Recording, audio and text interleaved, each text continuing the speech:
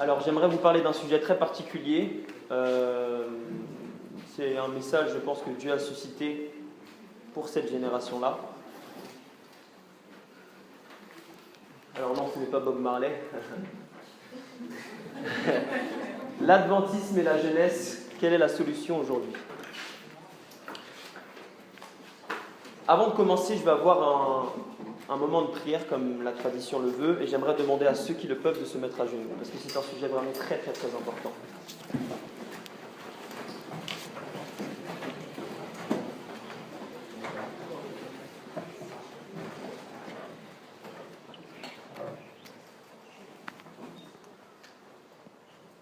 Ô tendre Père Céleste, notre Dieu, notre Père, notre Roi, Seigneur Dieu, nous voulons faire taire toute chose qui ne viendrait pas de toi. Et je te demande pardon, Père éternel, si nous n'avons pas été à l'écoute de ta voix en ce matin. Je te présente les péchés et mes péchés, Père éternel, afin que tu les laves par le sang de Jésus-Christ. Que, Père éternel, tu nous couvres de ta justice et que nous puissions voir ta croix à travers ces messages, car seule ta croix sauve.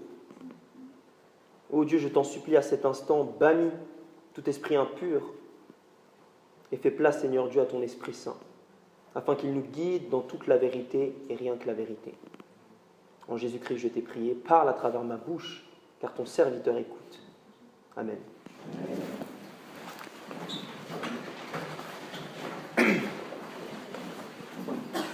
L'adventisme et la jeunesse, quelle est la solution? Alors, je ne connais pas tout le monde dans cette salle, mais la chose que je sais avec certitude, c'est qu'ici, nous avons tous des problèmes, n'est-ce pas? On a tous des problèmes, n'est-ce pas? On a tous des problèmes, n'est-ce pas? Oui. Amen. Et on vit dans des temps très, très, très difficiles aujourd'hui. Tellement qu'on ne peut pas venir dans un pays sans qu'il y ait une certaine sécurité. Et le monde entier aujourd'hui regarde notamment à la France d'une manière particulière. Il y a eu récemment les attentats de Daesh, n'est-ce pas? Il y a eu récemment encore les attentats en Belgique. On vit dans des temps qui sont très, très, très, très, très, très sérieux. Et j'aimerais établir quelque chose de très clair ici. Je ne suis pas ici venu pour faire de l'entertainment, ni pour faire une présentation pour que vous rentrez chez vous et que vous soyez les mêmes. Et ce sujet-là est tellement important parce que c'est un sujet que j'ai vécu personnellement. Ce n'est pas une prédication, une présentation comme ça que je fais et que je n'ai pas vécu, je l'ai vécu. Et pour ceux qui étaient là hier, je vous avais dit que j'ai grandi dans l'église adventiste, mais que je ne connaissais pas vraiment Christ il n'y a pas très longtemps de cela. J'aimerais qu'on prenne avant tout un verset qui est très très très important, qui se trouve dans Psaume 127, le verset 4. Psaume 127, le verset 4. Psaume 127, le verset 4. Et j'aimerais que quelqu'un le lise, s'il vous plaît. Psaume 127, le verset 4. Comme les flèches dans la main d'un guerrier, ainsi sont les fils de la jeunesse. Amen. Est-ce que vous comprenez la profondeur de ce verset? Jésus-Christ est en train de nous dire à travers ces psaumes que la jeunesse est identifiée à quoi? À des flèches, n'est-ce pas? Maintenant, laissez-moi vous poser une question. Si aujourd'hui, vous et moi, on était engagés dans l'armée de France, par exemple, et qu'on était en guerre contre les États-Unis, qu'on était en guerre contre les États-Unis, et généralement, la tactique de l'armée, c'est qu'ils envoient d'abord des espions, d'accord? Imaginons que vous et moi, nous serions envoyés en tant qu'espions en Amérique, afin d'identifier les forces et les faiblesses de l'armée adverse. Et voici qu'on arrive tous ensemble en Amérique et qu'on tombe sur la force d'élite des Américains. Et qu'à cet instant-là, on a l'occasion de pouvoir les attaquer directement. Qu'est-ce que vous auriez fait à la place de l'armée française? Qu'est-ce que vous auriez fait? Vous les aurez attaqués, n'est-ce pas? La force d'élite, c'est une force, ils sont moins nombreux que l'armée, mais ils sont mieux entraînés. C'est en gros la force d'attaque d'une armée. Et j'aimerais transposer cette histoire avec la jeunesse aujourd'hui. La Bible est en train de nous dire que la jeunesse, vous et moi, nous sommes la force d'attaque de Christ.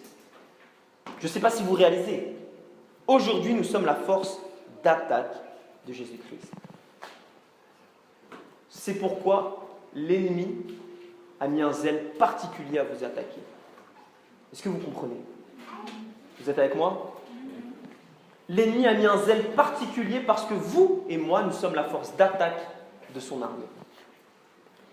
Et tout ce problème entre l'adventisme et la jeunesse, cette division qu'il y a eu, parce qu'il y a eu une division, et il y a encore une division. Et Christophe Michel disait d'ailleurs hier qu'il y a une sorte de conflit de génération aujourd'hui. Tout cela tourne autour du fait que vous êtes la force d'attaque et par conséquent, le meilleur moyen de neutraliser toute l'armée, c'est de neutraliser la force d'attaque de l'armée. Et aujourd'hui, et durant cette formation, on parle de l'identité de l'Église adventiste. L'identité aussi de Christ, plus précisément. Parce qu'il faut qu'on réalise quelque chose. Il y a une division entre l'Église adventiste et la jeunesse parce que nombreux d'entre nous viennent à l'Église pour l'arbre et non le fruit. Il y a beaucoup de jeunes et de moins jeunes qui viennent à l'Église pour l'institution, oubliant que la seule personne qu'il faut suivre n'est autre que Jésus-Christ. Et j'aime ce que dit Ellen White dans Message choisi, je ne sais pas si c'est en français, livre 3, la page 162, elle dit ceci. Nous n'avions rien à craindre, si ce n'est oublier comment Dieu nous a conduits, nous et ses enseignements, à travers l'histoire de notre passé. Je ne sais pas si vous comprenez. La raison pour laquelle il y a une telle division, c'est que la jeunesse a oublié qui elle était. Et c'est pour ça que des séminaires comme ça sont très importants. Il est temps, comme Jérémie le dit, que nous revenions aux anciennes voies. Et j'aime ce que dit Monsieur Bob Marley. Vous connaissez Bob Marley? Amen. Il dit ceci. S'il y a un problème, il y a forcément une solution. S'il n'y a pas de solution, c'est qu'il n'y a pas de problème. On n'a pas besoin de faire bac plus 10 pour comprendre ce qu'il vient de dire. Surtout que je pense qu'à cette époque-là, il était sous l'effet de la drogue. Et il dit qu'il n'y a pas, s'il y a un problème, il y a forcément solution. Donc, l'état des choses aujourd'hui fait que, peu importe la division qu'il y a eu, peu importe la division qu'il y a même aujourd'hui, parce qu'il y a peut-être des gens parmi vous qui ont peut-être un peu quitté l'Église. Et comme je l'ai dit hier, si vous êtes là aujourd'hui, c'est parce que vous ne savez pas qui vous êtes. Et s'il y a problème, il y a forcément solution. J'aimerais qu'on prenne cette formule. Lorsque j'étais à l'école, je n'aimais pas du tout les mathématiques. Mais j'ai retenu quand même quelques enseignements. Et lorsqu'on est face à un problème, lorsqu'on est face à un énoncé, on peut répondre à cet énoncé avec 3 étapes en fait. Et la première étape est la suivante. Il faut identifier le problème. La deuxième étape consiste à rechercher la source du problème. Et la troisième étape, appliquer la solution. Rechercher la solution. Et généralement même on a une formule. Et j'aimerais mettre l'accent très rapidement sur rechercher la source du problème. Aujourd'hui, l'Église adventiste, et je le dis sans équivoque, je n'ai peur de personne ici, l'Église adventiste, comme la plupart de l'Église mondiale, s'attaque entre guillemets aux symptômes. Vous voyez? Mais ne va pas chercher en profondeur la réelle source du problème.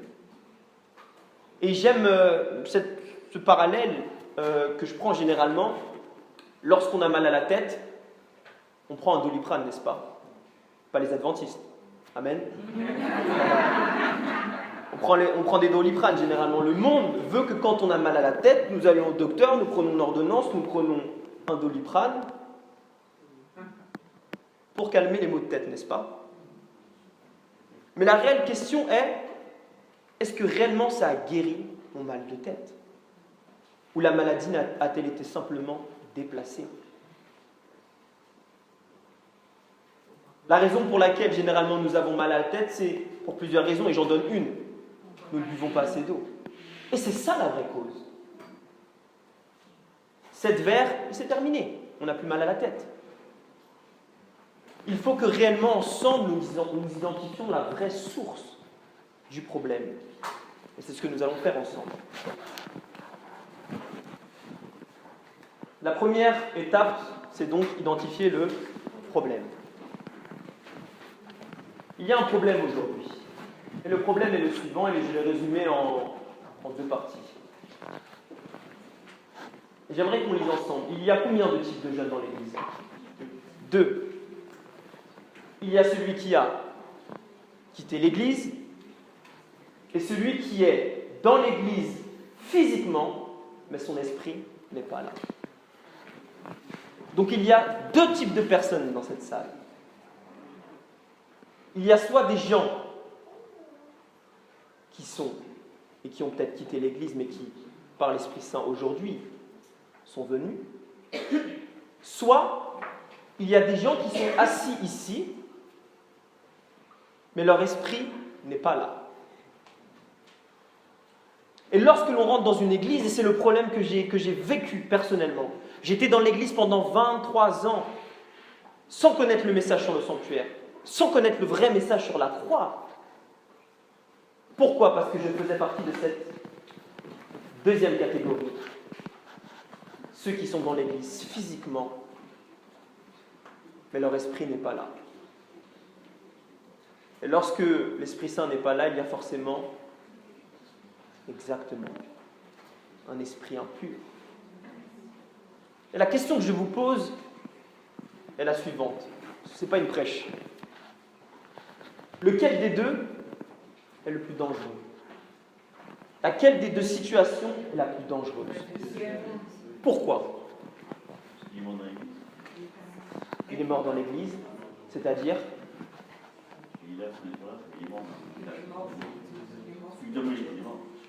exactement. Il vaut mieux être froid.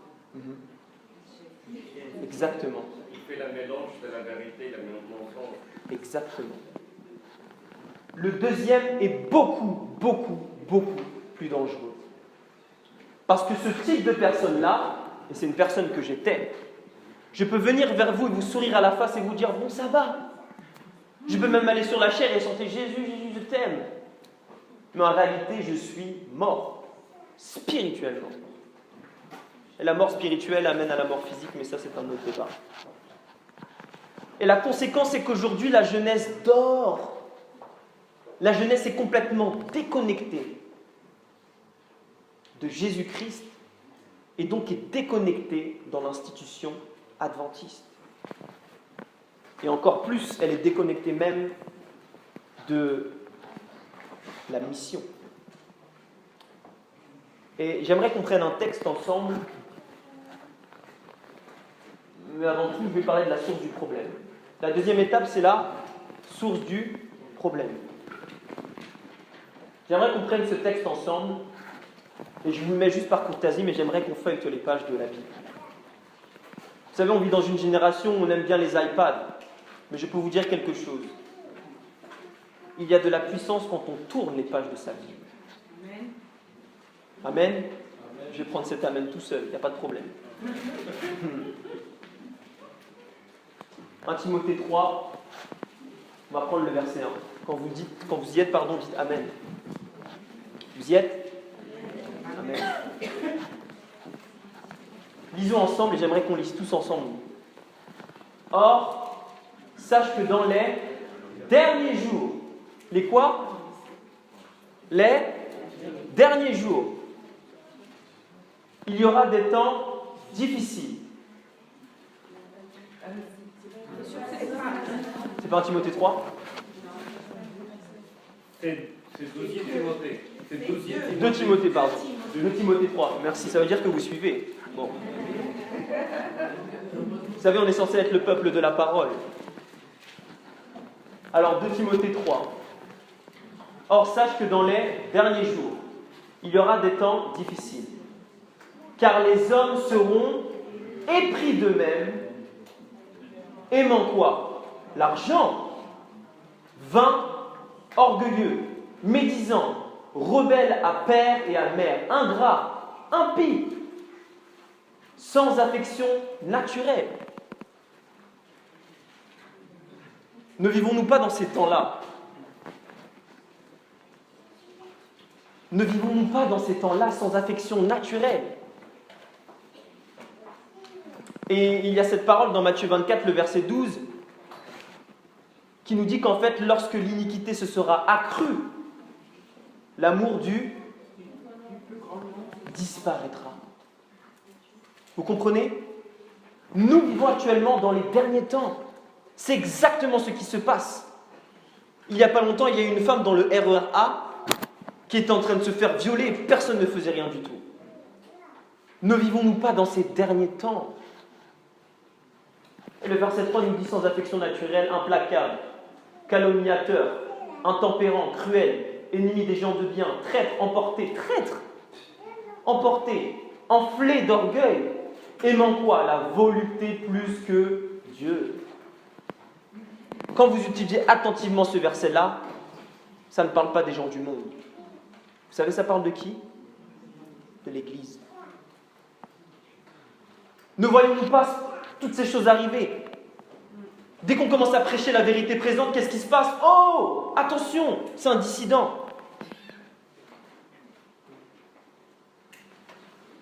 Pourquoi? Parce que l'iniquité se sera tellement accrue qu'on sera incapable de décerner à la fin des temps ce qui sera bien de ce qui sera mauvais. Et regardons le verset 5, et c'est là le point que je voulais en venir. Ayant quoi? L'apparence de la piété, mais en ayant renié quoi? La force. Il est là le problème, mes frères et sœurs. C'est le problème de même toute l'église adventiste, mais je veux parler seulement des jeunes aujourd'hui. La raison pour laquelle vous dormez, la raison pour laquelle vous luttez tellement avec vos péchés et nos péchés, c'est qu'aujourd'hui, vous vous êtes attardé sur la forme, mais il manque le fond. Il y a un problème de force chez vous. Et pourtant, quand on voit Usain Bolt, par exemple, il court, il galope. Hein. Et quand on voit même Mike Tyson, lorsqu'il est dans le ring et qu'il cogne comme ça, et qu'il met les gens KO, on se dit « Waouh, ce gars-là, il a de la puissance ». Mais c'est pas ça, la puissance. Est-ce que vous voulez savoir c'est quoi la véritable puissance dans la vie de quelqu'un? Oui. Je vais prendre ce oui, amen. Aujourd'hui, la plupart des jeunes ont l'apparence de la piété, alors qu'en fait, ils en renient la force même, l'essence même de leur existence. Et vous savez, dans l'Église, il y a aussi deux types de personnes. Je ne suis pas là pour taper sur l'Église adventiste. Hein. La Bible nous dit que les portes de l'enfer ne prévaudront jamais sur cette Église. Il ne faut jamais quitter l'Église adventiste, quoi qu'il arrive. Mais en revanche, vous avez un devoir, en tant que peuple de Dieu, c'est de dénoncer lorsque la vérité n'est pas prêchée. Amen. C'est un principe simple. C'est un principe simple, c'est tellement simple. Même le monde a compris ça. Lorsqu'il y a des affaires de meurtre, si demain je vois quelqu'un qui est en train de se faire agresser, si je n'ai rien fait, je suis quoi? Exactement. Pourquoi est-il si difficile, si facile de comprendre les lois humaines, mais si difficile de transposer ça avec Dieu? Beaucoup d'entre nous sont aujourd'hui acteurs comme s'ils étaient à Hollywood. Mais en réalité, nous n'avons aucune puissance.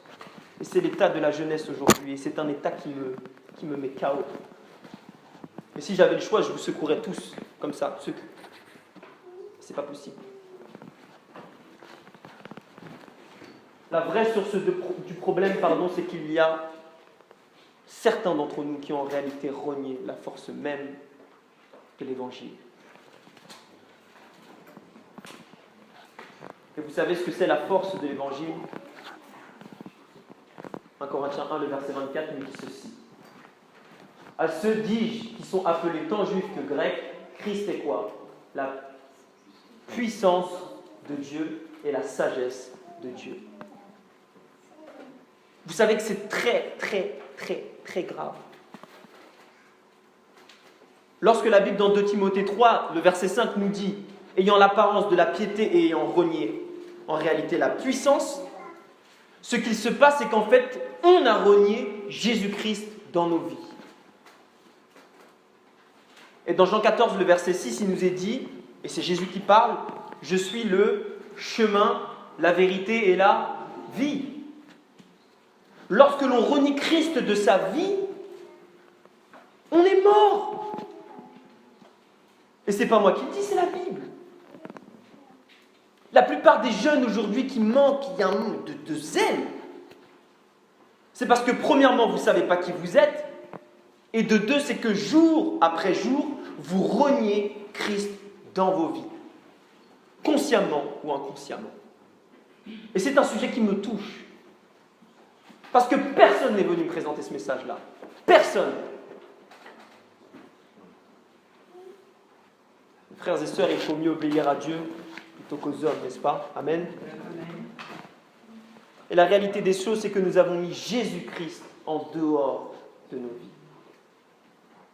Mais Christ nous veut en dedans de lui. Il y a ce verset que nous connaissons tous, Apocalypse 3, le verset 20, qui dit « Voici, je me tiens à la porte et je frappe. » Et tout le monde dit « Waouh, qu'est-ce que c'est beau, c'est magnifique ce verset-là. » Moi, ce verset me fait peur. Vous savez pourquoi? Parce que si quelqu'un frappe, ça veut dire qu'il est dehors.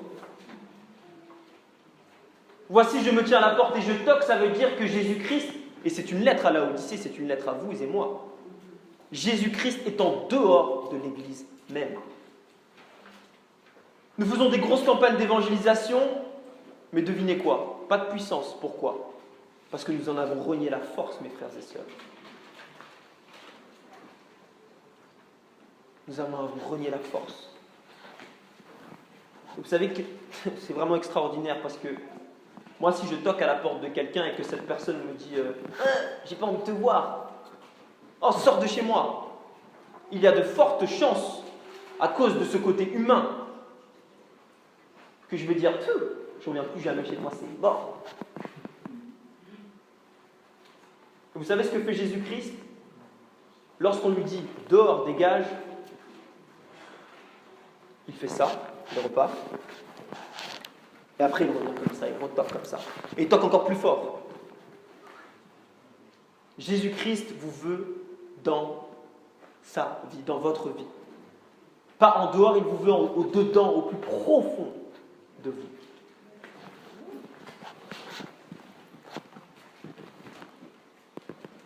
Maintenant, avant de rentrer dans la solution, j'aimerais qu'on prenne Apocalypse 3. Je sens qu'il faut que je parle de ça, donc je vais parler de ça. On ne va pas prendre Apocalypse 3, si on va prendre Apocalypse 3. On va prendre Apocalypse 3 très rapidement. On va prendre à partir du verset 15. C'est la suite de la lettre aux 7 églises. Et le verset 15, il nous est dit ceci. « Je connais tes œuvres. Je sais que tu n'es ni froid ni bouillant. puisses-tu être froid ou bouillant. Ainsi, parce que tu es quoi? Tiède, et que tu es ni froid ni bouillant, je te vomirai de ma bouche. J'ai failli appeler ce message lettre à la Odyssée. Aujourd'hui, nous nous trouvons dans une famine spirituelle. Et Jésus-Christ est en train de nous dire que nous sommes tièdes. Et que parce que nous sommes tièdes et parce que nous sommes dans cet état,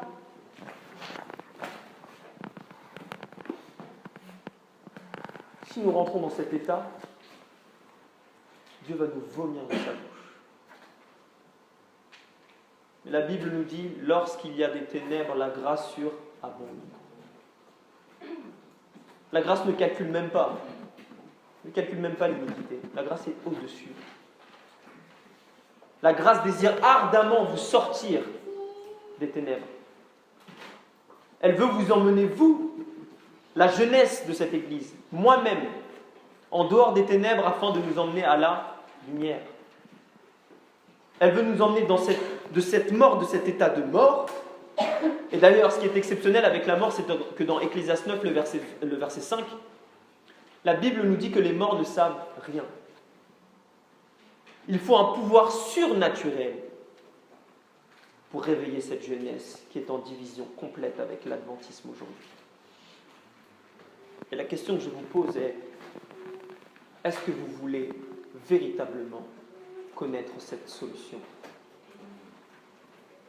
Est-ce que vous voulez véritablement aujourd'hui sortir de cet état misérable, comme il nous est dit dans Apocalypse 3? Est-ce qu'on veut réellement sortir de cette léthargie? Satan a littéralement donné un somnifère à la jeunesse.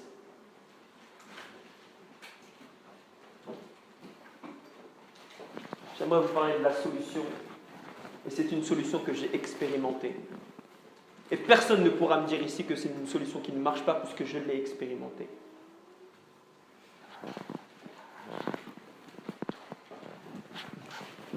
Je vais parler de la solution très rapidement. Je vais passer sur ça. Si vous avez l'occasion de lire Ézéchiel 37, c'est mon verset préféré, ever, comme disent les Anglais. Notez-le s'il vous plaît, Ézéchiel 37. Ézéchiel 37. Et dans ce chapitre-là, il y a la solution à tous les problèmes. Tous les problèmes de personnes qui sont mortes spirituellement.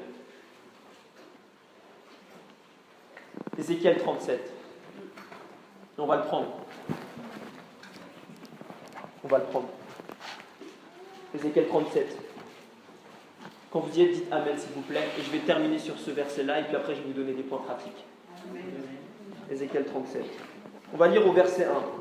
La main de l'Éternel fut sur qui? Moi. Et l'Éternel me transporta en esprit et me déposa dans le milieu d'une quoi? Remplie d'ossements. Vous savez ce qu'il y a d'extraordinaire dans une vallée? C'est qu'il y a deux grosses montagnes et la vallée se trouve au milieu en fait de deux grosses montagnes. Dans la Bible, il y a combien de montagnes dont la Bible fait notamment l'exergue? Il y a Sion qui symbolise en fait quoi? La montagne de Dieu, exactement. Et moi, j'aime bien faire le parallèle avec la montagne de Golgotha. Qu'est-ce que veut dire Golgotha? Le crâne de quoi? Le crâne de la mort, mes frères et sœurs. C'est ça le mont Golgotha. Ça veut dire que cette vallée se trouve entre deux situations. Entre soit une montagne de bénédiction ou une montagne de malédiction. Et lisons ensemble encore le verset 2. Il me fit passer auprès d'eux tout autour et voici, ils étaient fort nombreux. Ils ne sont pas 2 ou 3, ils sont fort nombreux à la surface de la vallée. Et ils étaient comment? Complètement secs. Ils étaient complètement secs. Vous savez, quand un eau est sec, ça veut dire c'est sec, complètement sec. Ça veut dire que ça fait pas 2 jours qu'ils sont dans cet état-là, ça fait depuis longtemps. Il y en a dans cette église qui dorment depuis tellement longtemps que spirituellement, ils ne sont pas seulement secs, ils sont complètement secs. Ézéchiel va dire quelque chose. Le verset 3. Regardez le comportement d'Ézéchiel, frères et sœurs. Il me dit, fils de l'homme, ces eaux pourront-ils revivre? Et Ézéchiel va répondre dire ceci. Seigneur éternel, tu le sais. Sous-entendu, il réalise que, à cause de cette situation-là, il n'y a que Dieu seul qui peut réveiller ces eaux. Et remarquons ce qu'il va faire d'extraordinaire.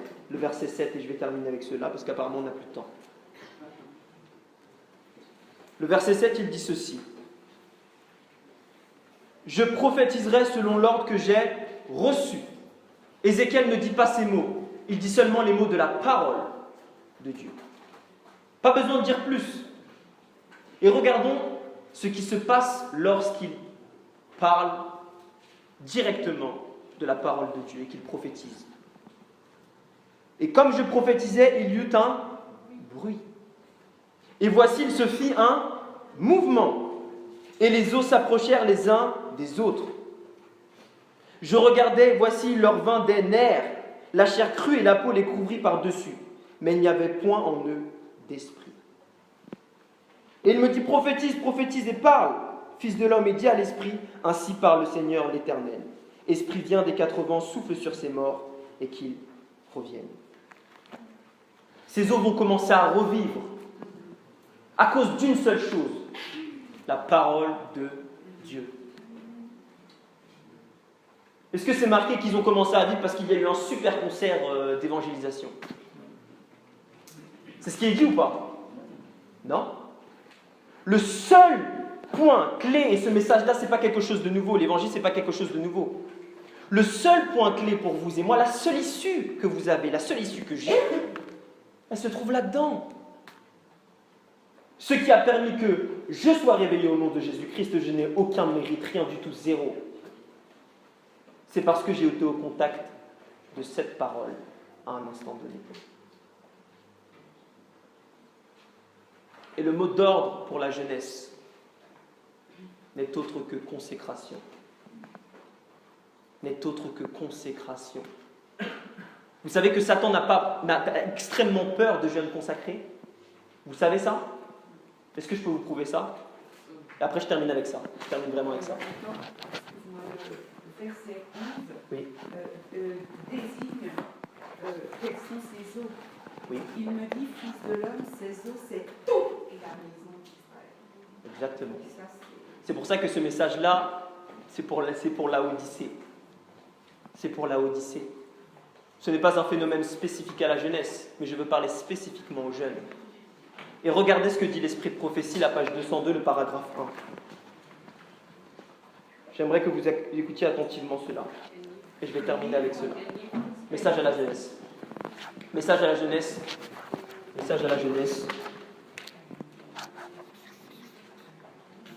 Message à la jeunesse. Désolé, j'écris comme un médecin. 202, le paragraphe 1. Message à la jeunesse. Écoutez attentivement ce qu'il dit, je vais terminer avec cela. Satan est un ennemi vigilant, toujours occupé à conduire la jeunesse dans une voie contraire à celle que Dieu approuve.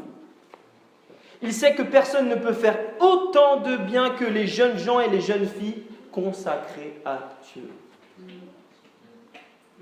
Je ne sais pas si vous réalisez. Avec de la droiture, la jeunesse pourrait exercer une immense influence.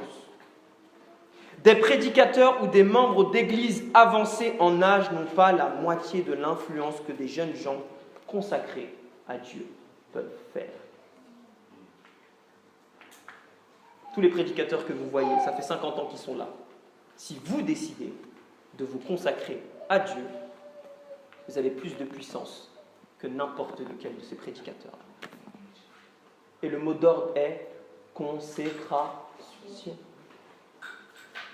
Et je vais terminer avec ça, je vais vous donner la méthode et puis je vais terminer avec ça.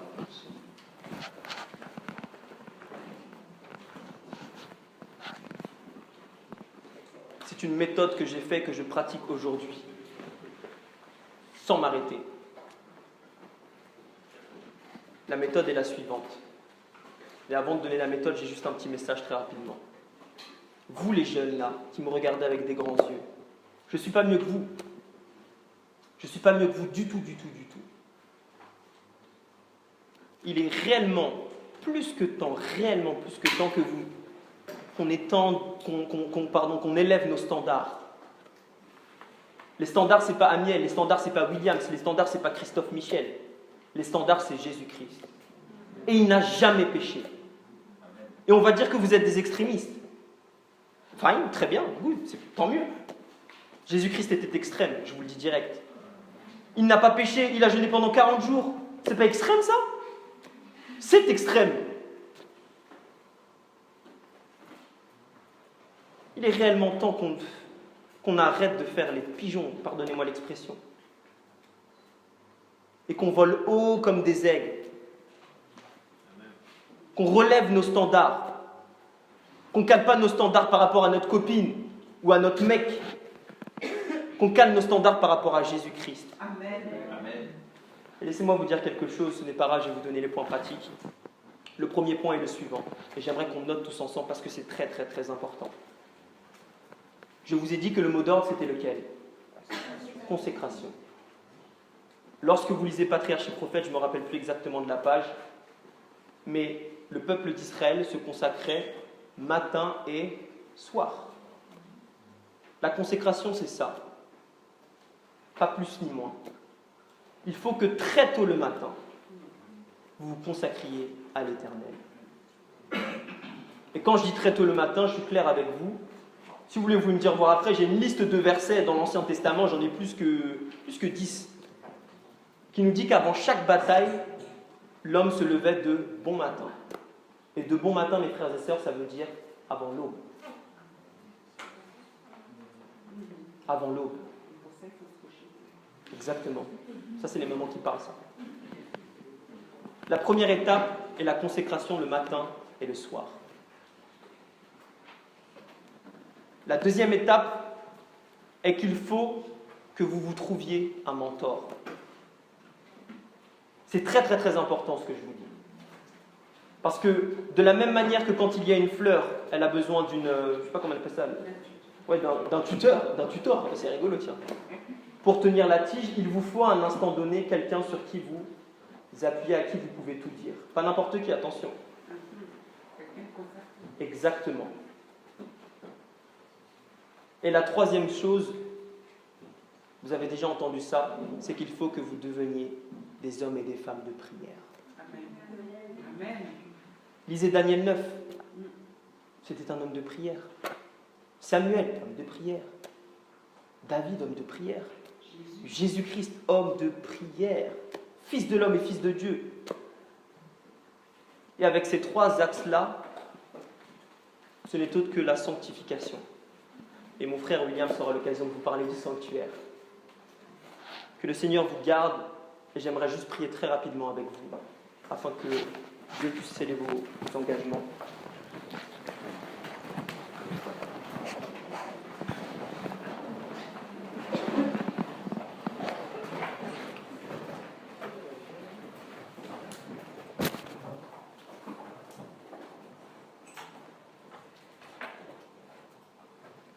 Ô notre Dieu, notre Père, notre Roi, nous te disons merci et gloire à Dieu, Père éternel, pour le sacrifice de Jésus-Christ à la croix. Et si nous vivons aujourd'hui, c'est une grâce de ta part, car tu désires encore que des hommes et des femmes puissent se consacrer à toi. Tu nous donnes la possibilité aujourd'hui, et nous n'aurons pas ce temps éternellement, la possibilité aujourd'hui de véritablement prendre position pour toi. Nous sommes dans une espèce de léthargie, Père. Et nous avons beau essayer de nos propres forces, nous n'y arrivons pas. Mais tu nous promets dans ta parole que tu peux produire carrément le vouloir et le faire en nous. Alors je te demande de prendre le cœur de chacun d'entre nous ici, y compris le mien, Père, afin que tu le consacres à toi. Afin que véritablement nous élevions nos standards, afin de mettre cette ville en feu, non pas par les armes, mais par ton Esprit Saint. Alors, ô Dieu, scelle le cœur de cette jeunesse. Réveille-la, Père éternel. afin qu'elles puissent se réformer dans ton évangile. Seigneur Dieu, je prie spécialement pour les prochains intervenants, que tu les oindes de ton Saint-Esprit. En Jésus-Christ, je t'ai prié. Amen.